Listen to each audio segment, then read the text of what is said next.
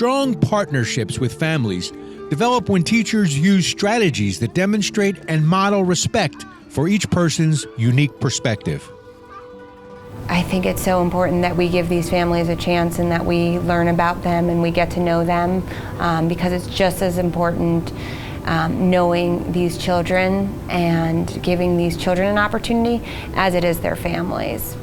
Because again, it's a partnership and it's a community, and we need to support these families, and we can't quickly judge them. You need to get to know them, and you need to hear what they have to say. And I think it's really important that they get to know you too. And you can share that story with one another and find those commonalities. And that's what brings people together, is those shared experiences. Some of them are general, but Reach out to families to gain insights into their lives beyond the walls of the classroom. Practices that help deepen understanding of each child and family can include home visit. There's nothing like going to a child's home and they can't believe the teacher is in their home. And they grab you by the hand and they want to show you their room and all their toys, which is great. But that exercise is really, again, understanding the home, their culture, their community, and the family dynamics. And then how can I use that when I come back to the classroom? And that really provides, again, some common denominators between myself and that parent. Hey, how's that little dog you have? I have a dog too. All of a sudden, we have a relationship. We have something common to talk about. So that when I have to have a difficult conversation, it becomes, in a sense, easier, but it's more based on a positive relationship. I think there are a lot of things. And in the beginning, people are like, well, what do they want to see, at my house, And we really learn a lot from that. You get to see where they sleep and just get to know the parents. And, when the parents first come to you, there's not a lot of time in the beginning of the day, or there's not a lot of time at pickup to really get to know the families. But those home visits offer a chance to have deeper conversations, to see some things, some struggles that maybe they've had prior to them coming into our room. It's because the parent bond helps strengthen the bond you have with the child, because you get to know that child at such a deeper level, and you see more than what you just see in the 8 hours or the 6 hours that they're here with us. You see how their whole day looks, or how their weekends look, or what they're doing and what's important to them outside of school. Understanding that every person is doing the best they can in any situation helps teachers truly appreciate each family's perspective. Consider that everyone has some kind of stress or challenging circumstance that impacts their well-being and priorities. Thinking about issues like flexibility and timing and availability might become more important when you're working with families who are facing some economic disadvantage. It's treating all of the families in a classroom with the same approach, same kind of respect. High quality connection across home and school is one that's individualized based on family needs. So for one family, that might be economic adversity. For another family, it might be unique family structure. So being mindful of all of the variations that families might be facing is important. It's crucial to reflect on your own attitudes and behaviors that inform your personal perspective. Self-reflection includes addressing triggers, such as anxiety or embarrassment, that may prevent you from building relationships with families. Look for opportunities to increase skills, such as improving self-awareness and confidence, managing negative emotions and impulses, and increasing empathy. Well, I think it's important for teachers to have a really good understanding of self-reflection and examining their own judgments, their own biases that they bring to the table, because they're teaching children to do that. So from the earliest ages, they're teaching children to recognize their feelings. They're teaching them to identify when they're frustrated because someone took their block.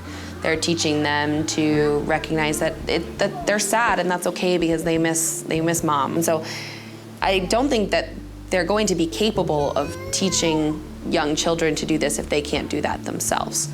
They need to be asking themselves, when they've felt discriminated against, they need to be looking at what they're planning to say in conferences and reports and staff meetings and whatever situation. They need to be thinking before they speak. How could this be perceived by somebody different from me, different from my mindset? Every single person in the room is different. You know, there may be 2 white people in the room, but those 2 white people aren't going to have the same experiences, the same biases, the same feelings. It's just so important to constantly evaluate what you're saying, what you've done, because it can always improve. We're lifelong learners. We can always grow. We can always change. And in order to be a living, breathing, progressive space, the teachers need to be constantly doing that. Maybe as adults, sometimes it's hard to say, wow, I don't know, but I want to know, so please teach me. And so I think what a powerful way to help children understand that it's okay not to know. Model it. Say to them, wow, I don't know about this. That's a wonderful question. Let's go find out. Let's do some research. Let's ask a family who might know about this. Without stereotyping, just being open to saying, I want to learn. We know that we have biases because none of us were raised in a bubble, right? And so we've had experiences that have shaped us to be who we are today. But I think looking within to say, why does this make me uncomfortable? Why, what can I do to better myself? How can I educate myself so that I'm more comfortable? And asking questions. And I realized that not everybody feels comfortable answering questions. But I think as teachers, as educators in our communities, it is up to us to model and say, I don't know, but I want to know because this is important to me. And how powerful is that for kids?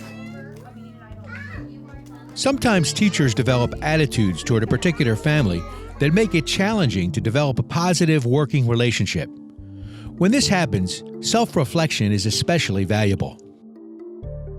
So as I think, or we think about families and reflect on my work with families, I very much have to think about, very much like we do with children. There's some children who are very active, children who are very quiet. There's some children that we like, some children that we have some challenges with. Therefore, in the same way, I need to sort of reflect, how do I relate to each individual family? There's some families that we're so happy to see every morning and we give them hugs and the whole thing because we have an affinity with them. Other families, you think, oh God, here they come. They just drop the kid and they run out. And we already have these assumptions and judgments about those families. Those families that we have the judgment and the difficulties with, I probably have to do a little self-work first to see how I can change my own attitude about them. Because again, if I have a better relationship with that individual family, that is going to reflect of how I am working with their child, their unique child. Sometimes when you're stuck in your relationship with children, you really have to step back and reframe things and say, I've got to start looking at this child in a completely different way because I'm kind of boxing this child in.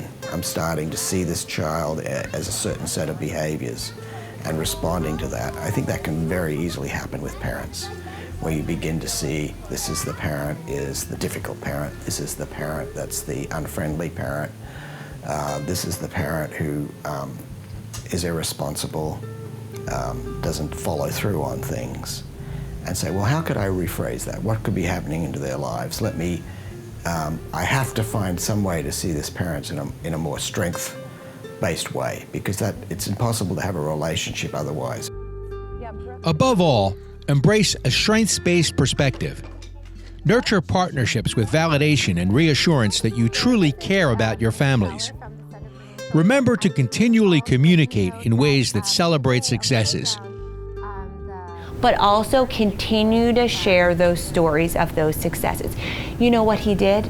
He sat on the potty today. You know, you were mentioning he was standing at home. Well, he's standing here now. So I think all those pieces, I think they need to, I know they need to continue to hear. Like, your child is amazing. Your child is succeeding.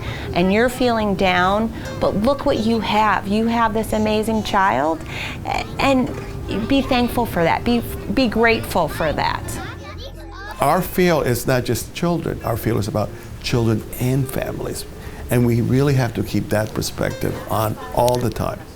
All the research indicates school success is really about family success. And if I'm going to be a successful teacher, I got to be able to have a degree of success with each individual family.